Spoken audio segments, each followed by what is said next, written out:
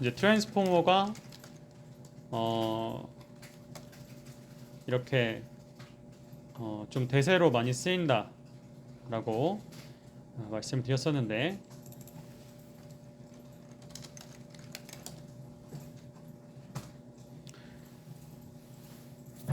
이렇게 딥러닝을 검색했을 때 트랜스포머라는 것은 굉장히 이렇게 밀접하게 같이 쭉 관찰되는 것을 볼 수가 있습니다.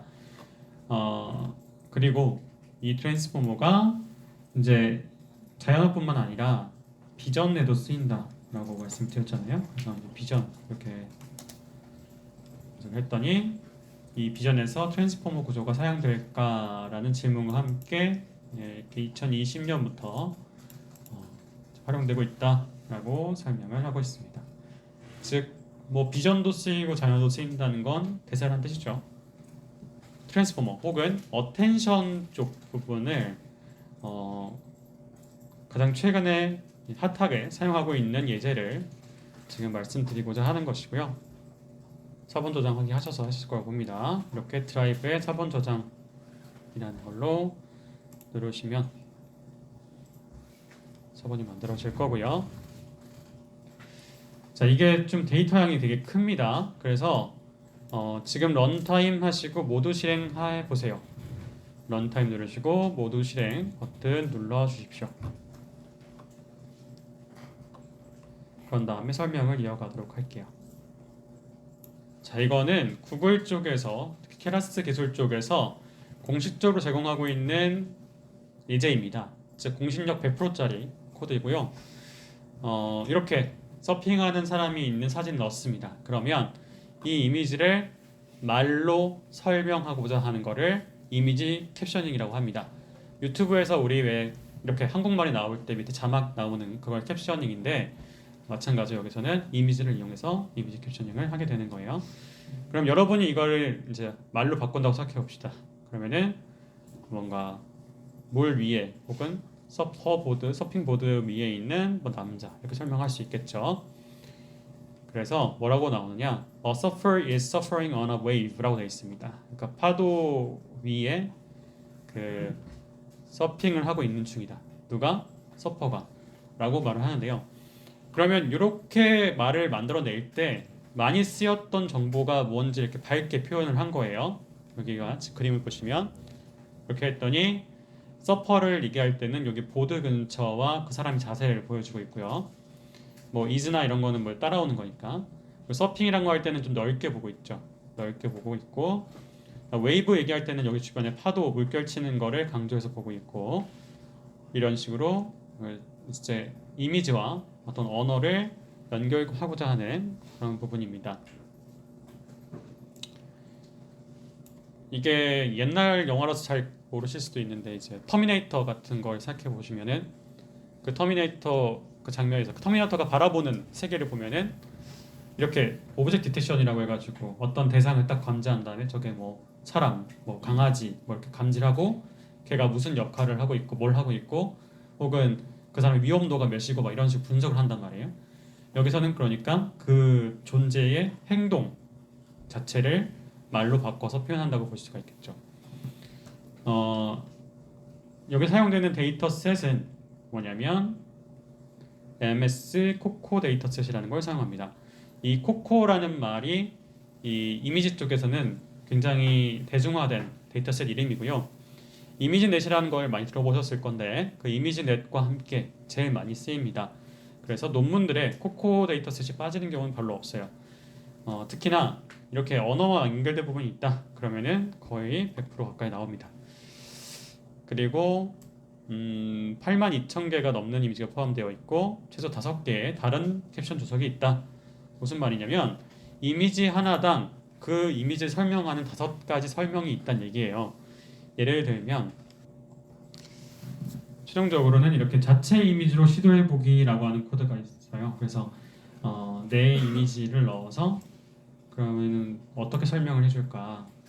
예를 들면 침착맨 사진을 넣은 다음에 침착맨이 뭘 하고 있는 모습이 있다고 하면은 그걸 뭐라고 영어로 설명을 할까? 그런 식의 시도를 해볼 수가 있게 되는 거죠. 여기네요. 보시면 이런 식으로 되어 있어요. 자, 캡션이 캡션이 제가 왜 문장의 시작과 끝을 알려주는 게 같이 달려있다고 말씀드렸죠. 그래서 그걸 제외하고 보시면 이렇게 한 문장, 두 문장, 세 문장, 네 문장, 다섯 문장이 제공되고 있는 거예요. 여기 설명을 대충 보면은 어떤 그림일지 감이 오시죠? 어떤 바이크가 있고 그래서 사람들도 있고 뭐 그런 뜻일 것 같고요. 그래서 보시면 이런 모양이었던 거예요. 바이크에 사람이 있다 이런 거를 말할 때 다섯 가지로 이렇게 표현할 수가 있는 거예요. 그리고 엄브렐라 얘기도 나오네요. 엄브렐라 밑에 있는 사람이 라이즈를 하고 있다. 그리고 어떤 맨과 woman이 있다. 네, 맨과 이게 woman이시군요. 네, 이렇게 돼 있고 그 다음에 패신저 시트라는 게 있네요. 패신저 시트가 아마도 이걸 말하는 것 같아요. 그래서 이런 식으로 이 이미지를 표현할 수 있는 말이 여러 가지가 있는데 그것과 이미지 하나를 매칭해주게 되는 겁니다.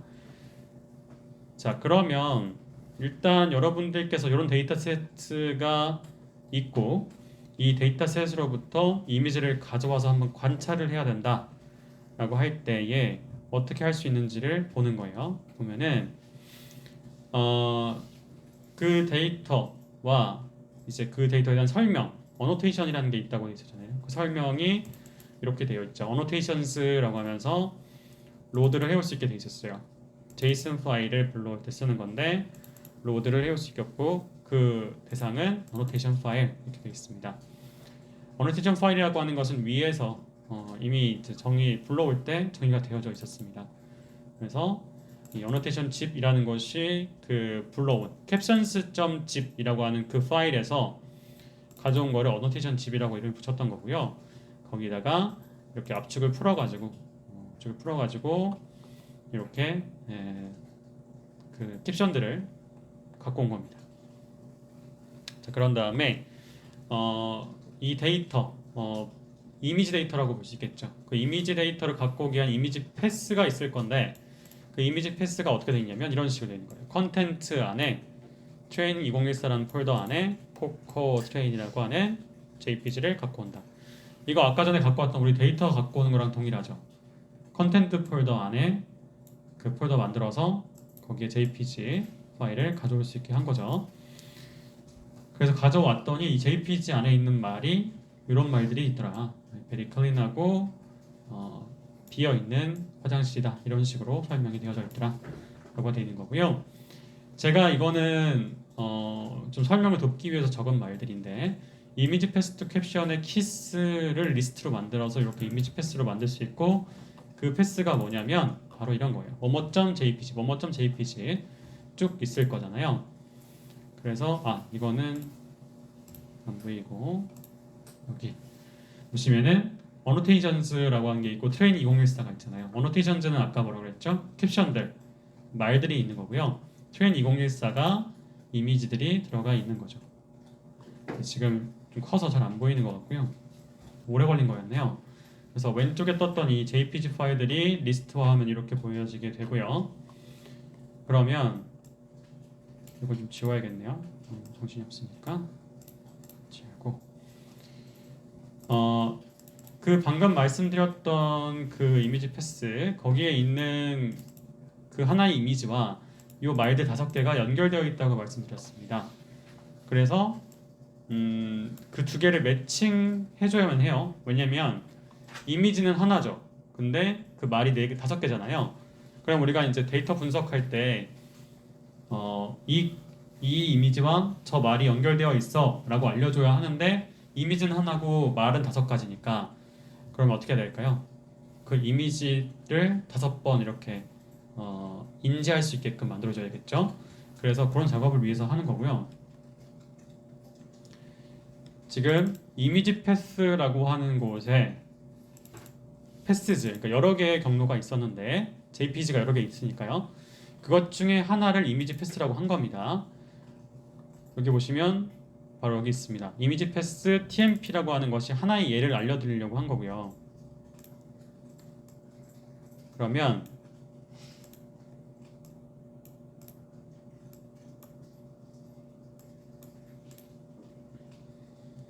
제가 언더바 TMP라고 붙이는 말들은 여러분을 돕기 위한 TMP입니다. 왜 TMP라고 부르느냐? temporary, 그러니까 일시적인 뜻이에요. 그래서 포문을 돌아갈 때 하나하나를 다 체크 못하니까 그 포문 안에 있는 거를 떼어다가 지금 바깥에 내보내드린 겁니다. 그러니까 이 이미지 패스라고 하는 거는 아래에 보시면 그 포문에 들어가는 요 이미지 패스인 거고요.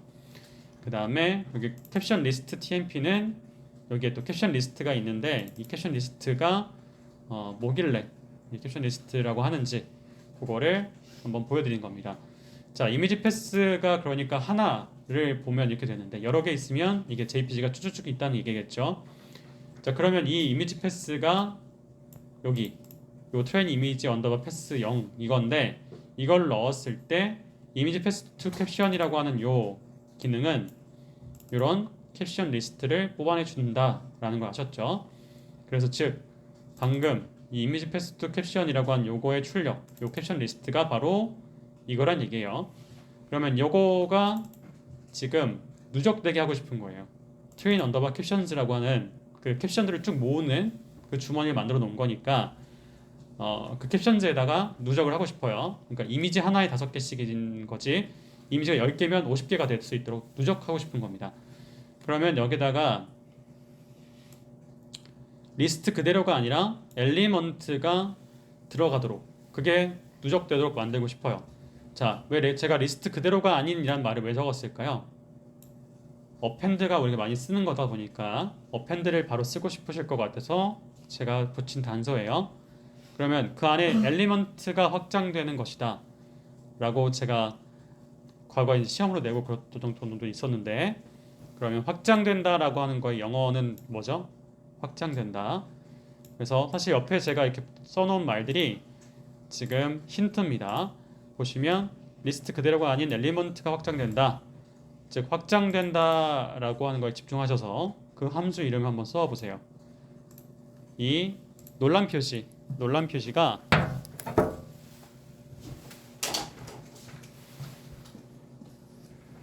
이게 제가 여러분이 만약에 뭔가 채워야 할 때 그 채우시라고 빈 공간을 만들어 놓은 거거든요. 그래서 이 빈 공간 요 세 글자 대신에 함수 이름을 넣으시면 되는 거예요. 제가 아까 말씀드린 이미지는 하나고 말은 5가지다 라고 하는 부분이 바로 그 아랫줄을 설명하는 내용입니다. 왜냐? 여기 보시면 렌하고 캡션 리스트라고 돼 있죠. 즉 5개가 나오겠죠. 5라는 숫자를 만든 이유. 그럼 5를 곱한다는 얘기인데 왜 곱하기 5를 해줄까 생각해 보시면 되겠고, 그래서 그것이 어디에 어펜드 된다? 어펜드가 아니라 뭔가 추가된다 하는 거냐면 img 네임 벡터라는 데에 추가가 된다 라고 되어져 있습니다. 정답을 알려드리면 이미 다 아시는 분도 계시겠지만 익스텐드를 통해서 데이터셋을 확장하면 됩니다.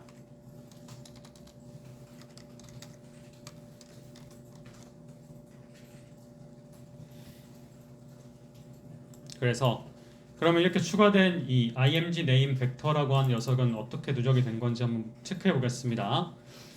눌러보니까 이렇게 됐죠. 그러니까 경로가 똑같은 경로가 지금 3번 나왔죠. 무슨 말이냐요? 아까 전에 이렇게 요 하나 있잖아요. 한 문장. 요 한 문장과 이 경로 하나를 매칭시켜 준 거예요. 그래서 이미지를 복사하는 게 아니라 이미지 경로를 복사해 준 거죠. 그래서 요 두 번째 것과 요 두 번째 문장을 매칭하고 그렇게 해줘야 된다는 겁니다. 그래야 우리가 데이터 5가지 다 쓸 수 있죠. 이렇게 하지 않으면 어떻게 되나요? 요 한 문장밖에 못 쓰는 거예요. 한 이미지랑. 그러면 아깝잖아요. 나머지 말들이. 그래서 전 처리를 해주고 있는 것이다 라고 생각하시면 되겠습니다. 그리고 이미지 오픈을 이제 해보시게 되면 이렇게 돼 있죠. 그래서 뭐라고 돼 있냐면 Big black dog sits on a bench 이렇게 돼 있습니다. 그러니까 어떤 강아지가 벤치 위에 앉아 있다라고 이렇게 설명하고 있어요. 근데 보면 약간 착시 효과 같네요. 벤치 위에 있는 것 같지는 않고 바닥에 있는데 벤치 있는 것처럼 보이는 것 같아요. 아무튼 그렇게 처리가 됐고, 이런 말들, 그러니까 요 밑을 보고 요것과 매칭시키고 싶은 게 지금 정답인 겁니다. 이 정답을 위해서 그럼 어떻게 해야 될까요? 이 그림이 있고 저런 말들이 있어요. 그래서 이 두 개를 매칭해야 한다. 이제 우리는 뭐 그럴 수 있죠. 우리는 이 그림 보면은 강아지가 지금 벤치 근처에 앉아 있네, 혹은 뭐 이런 자연 풍광 속에 있네, 이런 게 떠오르지만 컴퓨터한테는 이걸 어떻게 알려주죠? 어떻게 하면 될까요? 이 이미지를 숫자로 바꾸고 이 글도 숫자로 바꿔야 숫자끼리 매칭을 해줘서 그 벡터 연산을 통해서 알 수가 있게 된다는 겁니다. 그러면 지금 다시 한번 제가 그림으로 표현해 드리면,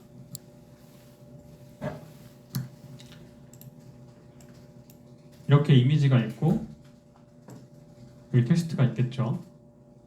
그러면 자, 여기 중간에 뭔가 이런 뭔가 네트워크를 통해서 어떤 결과를 내고, 여기도 네트워크를 통해서 어떤 결과를 낸 다음에 이 둘을 매칭시켜줘야 한다, 그렇게 생각하면 될 것 같고요. 그러면 여기에 나오는 것들, 이 결과들 있잖아요. 이 결과들은 뭘 것이냐? 소위 말하는 숫자라고 보시면 되겠죠. 이걸 좀 어려운 말로 하면은 뭐 문맥이 들어간 벡터다, 이렇게 해서 컨텍스트 벡터라고 많이 불러요. 근데 어쨌든 숫자들로 바꿔야 컴퓨터가 이해를 한다는 건 다 아실 거니까 숫자로 다 바꿔야 한다는 거예요. 이미지도 숫자로 바꾸고 글도 숫자로 바꿔야 한다. 그러면 이 글자로 바꾸는 작업을 위해서 우리는 뭘 할 수 있느냐? 이렇게 이미지를 처리하게 됩니다. 자, 이미지 전 처리를 하기 위해서 아래와 같은 기능을 하게 되는데요. 이미지를 299 by 299 픽셀로 조정하게 되고요. 프리 프로세스 인풋 메서드로 이제 이미지를 사전 처리해주게 됩니다. 이거는 뭐 우리 내용을 몰라도 그냥 전 처리해주는구나 라까지만 기억하시면 되고요. 그러면 -1에서 1 범위의 픽셀을 포함하도록 이미지를 정교화한다 라고 되어 있습니다. 이거는 인셉션 V3를 사용할 때 이걸 갖다 쓰는 거잖아요. 우리가 갖다 쓸 때 요 전처리를 거치고 나면 그 훈련할 때 입력으로 쓸 수 있는 형식과 일치가 된다는 겁니다. 그러면 일단 데이터를 불러옵시다. 아까 이미지 패스라는 게 있었죠. 데이터를 불러올 수 있는 뭐뭐.jpg 같은 그런 정보들. 그러면 거기에 이제 넣어주게 되면 어떻게 한다? 이 텐서플로우 인풋 아웃풋이라고 하는 라이브러리에서 리드 파일이라는 걸 할 수가 있다. 그래서 리드 파일을 해오면 이게 img에 저장이 되게 돼 있는데, 근데 이걸 그냥 쓸 수가 없고요. 그래서 제공되고 있는 특별한 어떤 기능을 써야만 합니다. 그걸 하는 것이 뭐냐면 이렇게 jpg 파일을 디코드한다 라는 겁니다. 이게 뭐냐면 jpg 파일도 이미 한번 압축이 돼 있는 그 그림 형식입니다. 그래서 이거를 디코드한다 라고 하는 코드가 있게 되는데요. 이런 거 찾고 싶으면 어떻게 하면 되냐면 제가 지금 이 드린 힌트 요거를 한번 검색해 보시는 거죠.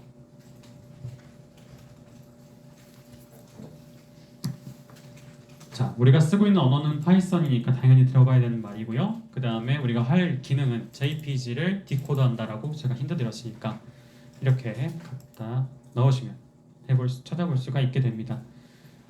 그래서 거기 중에서 한 단위 이제 쓰시면 되는 거고요. 더 추가적으로 사실은 넣으면 좋은 말은 뭐냐면요. 이렇게 제가 tf.io까지 제공해드렸잖아요. 그래서 tf.io까지 검색을 같이 해주시면 당연히 그 기능이 딱 튀어나오게 됩니다. 그래서 정답을 바로 알려드리면 바로 디코드 언더바 jpg라고 작성하시면 됩니다. 디코드 언더바 jpg.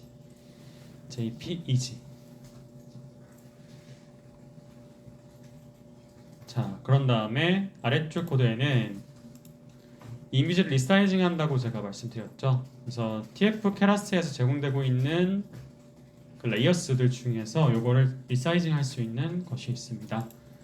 그래서 이거를 적어 넣으시면 됩니다. jpg 파일을 디코드한다 라는 것과 그다음에 이미지를 리사이징한다 라는 기능을 기억하셔서 넣으시면 되겠습니다. 자, 이렇게 에러가 없이 잘 넘어가시게 되었다 라고 하면은 그 아래부터는 이제 계속 돌아갈 겁니다. 그래서 계속 돌아다니는 결과를 계속 보고 싶으신 분들은 런타임 모든 실행을 이웃을 실행을 하시면 되겠습니다. 자, 그러면 뭐냐면 일단 처음에 갖고 오고 있는 이 이미지 언더바 모델이라고 하는 것은 뭐냐면 이 왼쪽은 주머니인 건 아시죠? 그래서 이 주머니에 뭘 담고자 한 거냐면 바로 이 텐서플로우 케라스에서 제공되고 있는 응용 기능들이 이제 우리가 핸드폰 앱이라고 하는 그 기능과 동일합니다. 그래서 이 케라스에서 만들어 놓은 앱이 뭐냐면 인셉션이라고 하는 모델이 하나 있는 거예요. 그래서 이거 말고도 다양한 모델들이 있습니다. 뭐 모바일넷이라던가 뭐 레즈넷이라던가 다양한 모델들이 존재하고 있는데 그 모델 중에서 나는 이 인셉션 V3를 갖다 쓸게 하고 갖다 쓰면 되는 겁니다. 여러분이 엑셀이 어떻게 만들어졌는지 모르고 파워포인트가 어떻게 만들어졌는지 모르지만 갖다 쓰시잖아요. 동일한 겁니다. 인셉션이 뭔지 몰라도 갖다 쓰는 건 누구나 다 할 수 있어요. 그래서 이것도 못 해보셨다고 하는 거는 이제 좀 부끄러운 일이 될 수도 있습니다. 그래서 이렇게 불러오시고요. 이렇게 불러오고 나서 꼭 해야 될 일 중에 뭐가 있냐면은 이런 인풋이라고 하는 걸 제공해서 이제 레이어에 들어가게 될 입력 형태로 바꿔주는 게 좀 필요합니다. 그래서 이렇게 인풋 넣어주고요. 그 다음에 히든 레이어가 하는 것은 여기서는 지금 어떻게 정의했냐면 그 레이어스의 마지막 것이라고 만들었고 그것을 아웃풋으로서 선언했습니다. 결국에는 이 준비해 놓은 애플리케이션 쓰는 방법을 우리가 지금 알아내는 중인 거예요. 뭐냐면 우리가 핸드폰 앱을 깔면 그 앱이 어떻게 동작하는지 클릭해 봐야 되잖아요. 그런 거랑 동일한 거예요. 그래서 인셉션 V3를 불러왔는데 이 V3를 어떻게 쓰는지는 여러분이 경험을 쌓으셔야 늘어납니다. 즉 여러분이 지금 모르시는 게 너무 당연한 거고요. 대신에 앞으로 이걸 보셨으니까 이제 더 익숙하게 될 수 있도록 반복적으로 보시면 되는 거예요. 그래서 인풋과 아웃풋을 이런 식으로 선언한 다음에 여기다 모델이라고 할 때에 입력을 넣어주면 되고요. 그렇게 해서 이미지 피처가 익스트랙트 되는 모델을 갖고 왔습니다. 그리고 아까 왜 이미지 모델.input이 만들어진다고 했는데 보니까 이런 식으로 되어야 한다라고 되어 있고요. 이게 컬러 이미지를 고려해서 항상 끝에 3으로 끝난다는 점을 볼 수가 있습니다. 그리고 이미지 모델이라는 거에 레이어가 약간 있었는데 이 마지막 8개를 봤더니 이런 식으로 되어져 있어요. 그래서 여러분이 직접 짠 게 아니기 때문에 모르는 게 당연하고요. 그 아까 말씀드렸던 인셉션 V3의 끝에가 이렇게 되어 있다라는 걸 알 수가 있습니다. 그래서 뭐 노멀라이제이션이라는 것도 있고 활성화 함수 있고 그다음에 머징 그러니까 둘을 합병시키고 뭐 이런 게 쭉 있는데 이거를 지금 우리가 다 뭐 외울 필요도 없고요. 이렇게 있구나 정도만 인지하시면 되겠습니다. 그래서 중요한 건 뭐냐면 이렇게 include tab이라는 게 false로 되어 있다라는 점이에요. 아까 그 핸드폰 앱 불러올 때 그냥 불러오는 게 아니고 여기는 뭘 하냐면 어떤 입력을 줘야 됩니다. 예를 들면 우리가 앱을 깐 다음에 로그인 할 때 뭐 이메일 주소, 비밀번호 이렇게 넣어주는 것처럼 그 앱이 요구하고 있는 어떤 기능이 있을 수 있잖아요. 예를 들면 뭐 채팅 앱이 있다고 할 때 그 채팅 앱에다가 내 닉네임을 넣어주세요. 뭐 여러분이 좋아하는 과일을 넣어주세요. 이렇게 옵션을 막 제공할 수 있잖아요. 마찬가지 여기도 include tab이라고 하는 옵션을 넣어주면 얘가 그거에 적합하게 동작을 해주는 거예요. 그럼 include tab이라는 게 왜 나오게 되었느냐? 아까 말씀드린 이게 모델이었거든요. 이 삼각형 모양이 바로 모델이었어요. 이게 입력이었고요. 그러니까 지금 이미지가 요 뉴런이라고 하는 네트워크를 지나갈 거예요. 지나가게 되면서 이제 막 뭐 만약에 합성곱이 들어간다고 하면 뭐 CNN 같은 것이 있어서 막 숫자로 바뀔 겁니다. 그렇게 가는데 이렇게 맨 마지막에 출력 부분, 이 출력 부분은 이 부분을 지금 출력이라고 볼게요. 요만큼이 출력이라고 봅시다. 이 출력 부분은 원래는 어떻게 되어 있었냐면 1000개의 레이블을 구분하기 위해서 썼었어요. 1000개의 클래스를 구분하기 위해서 썼습니다. 그게 뭐냐? 바로 이미지넷을 썼기 때문에 그렇습니다. 1000. 그래서 원리는 이렇게 1000가지 레이블을 구분하기 위한 그런 그 맨 끝에 아웃풋을 갖고 있었습니다. 그것이 왜 그러냐? 네, 이렇게 이미지가 엄청나게 많이 있는 거에서 클래스가 1000개가 나눠져 레이블이 되어 있는 건데요. 그래서 그 레이블은 예를 들면 이런 식으로 뭐 자연, 뭐 얼음, 뭐 물 등등 뭐 다양하게 좀 구분이 되고 그 안에 이렇게 뭐 마멀, 그다음에 더그, 워킹 더그 뭐 등등으로 이렇게 막 세분화해서 표현할 수 있지만 어쨌든 1000가지의 레이블로 나눠지게끔 그런 클래스 구분하기 위한 네트워크였어요. 그러니까 이 끝에 있는 요 아웃풋을 그대로 쓰면 안 되겠죠. 우리가 원하는 건 그냥 숫자로 만들어 주는 거고 그거를 이 텍스트와 연결하고 싶은 것 뿐이니까 요거를 연결하지 않겠다. 그러니까 이걸 남겨놓지 않겠다. 포함하지 않겠다라고 해서 이게 바로 include 탑이 false인 이유입니다. 이게 탑이 포함이 되겠다 하겠다 하면은 1000가지 구분할 때 쓰겠다는 얘기예요. 그래서 이렇게 include 탑이 false로 표현되어 있습니다. 그런데 원래 네트워크에 사용되었던 그 가중치 이미지넷 데이터를 쓸 거야. 그러니까 우리는 이미지 다룰 거야 할 때는 이 이미지넷을 갖다 써도 되는 겁니다. 그래서 아까 전에 그림판에서 요거 훈련할 때 썼던 그런 이미지넷에 대한 데이터셋에 나온 웨이츠는 쓰되 맨 끝에만 출력 부분만 안 쓸게 라고 하는 것입니다. 그렇게 한 결과가 이렇게 나오게 되고요. 근데 여기서 어떤 문제가 있냐면 여러분 이제 콜앱이라고 하는 공짜 서버를 쓰고 있잖아요. 그럼 이 공짜 서버의 단점이 뭐다? 램이 적다라는 겁니다. 그래서 이 메모리가 많이 사용하기 때문에 이미지당 요렇게 쓰게 되는데요. 요거 메모리 제한에 걸리게 됩니다. 12기가라고 돼 있어요. 그래서 뭐 캐싱 전략이다 뭐 이렇게 얘기하는데 정확히 말하면 이제 메모리 사용 방법을 잘 해야 된다는 거예요. 그래서 어떻게 하는 거냐면 예를 들어서 I/O를 줄이기 위한 건 게 뭔 말이냐면 메모리라는 게 결국에는 어떤 정보를 저장해 놓는 거기 때문에 이 왔다 갔다 할 때 그 한 번에 저장하는 양을 적게 하고 싶다는 얘기예요. 그러면 적게 저장하려면 분할을 하면 되겠죠. 그래서 이미지를 한꺼번에 보내는 게 아니라 분할해서 보내겠다라는 뜻이고 그거를 할 때 TQDM이라는 것은 이런 포문 같은 거 돌 때요. 돌 때 그 얼마나 걸리는지를 좀 진행도를 보여주는 그런 코드를 말합니다. 그래서 TQDM은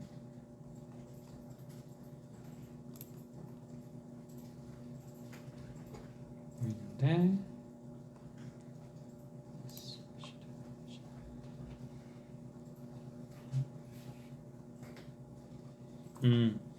지금 보시면 이 아래는 그냥 이미지 데이터셋이라고 되어 있죠. 이렇게요.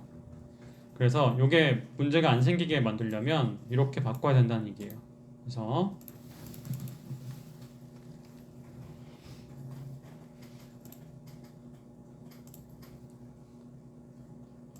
여기 보이시는 이 폼은 여기를 이렇게 바꾸셔야 된다는 얘기입니다. 사실은 그래야만 메모리 문제가 안 생기고 잘 동작을 하더라 라고 안내를 해주고 있는 겁니다.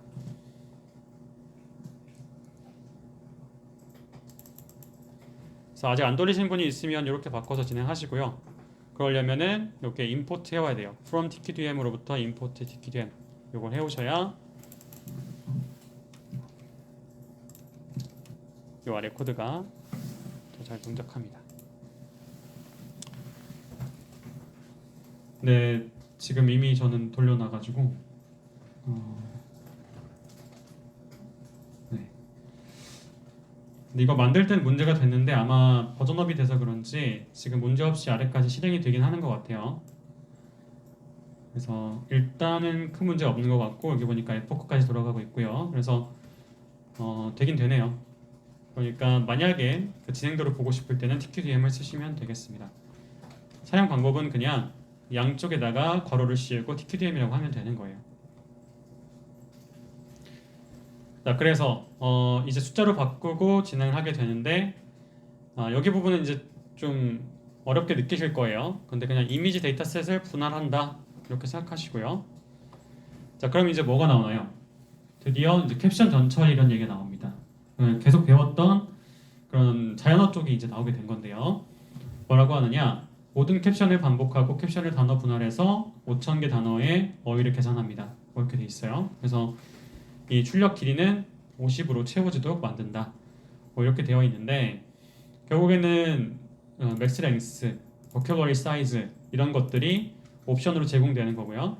그 옵션을 넣어서 이 토크나이저라고 하는 용어 기억나시죠? 토크나이저라는 용어가 이렇게 지금 최신 기술에 쓰이고 있다는 얘기입니다. 그래서 여기 안에 있는 그 수많은 뭐 기술들이 있을 거잖아요. 제가 여러분한테 이걸 시험에 낼 이유가 없겠죠. 제 스타일 아시니까. 근데 이걸 왜 보여주느냐? 현장에서 지금 바로 쓰이고 있는 이 기술 안에 우리가 공부하고 있는 게 숨어져 있다는 얘기예요.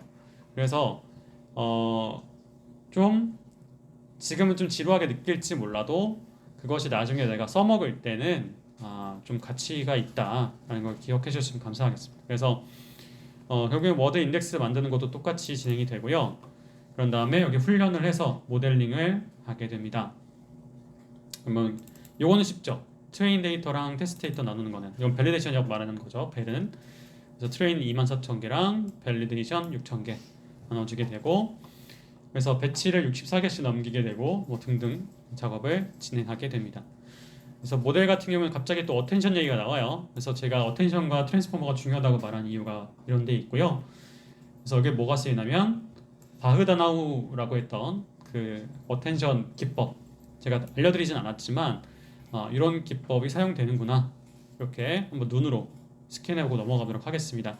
그래서 결론적으로는 뭐가 나오느냐 제가 말씀드렸던 용어 중에 아마 가중치라고 하는 게 있었는데 어텐션 가중치라는 게 있었습니다. 그래서 어텐션 가중치라는 것이 여기 들어가고요. 그걸 통해서 컨테스트 벡터 아까 말씀드렸죠. 그 컨테스트 벡터로 만들어내는 것이 이 바다나우라고 하는 어텐션의 목적입니다.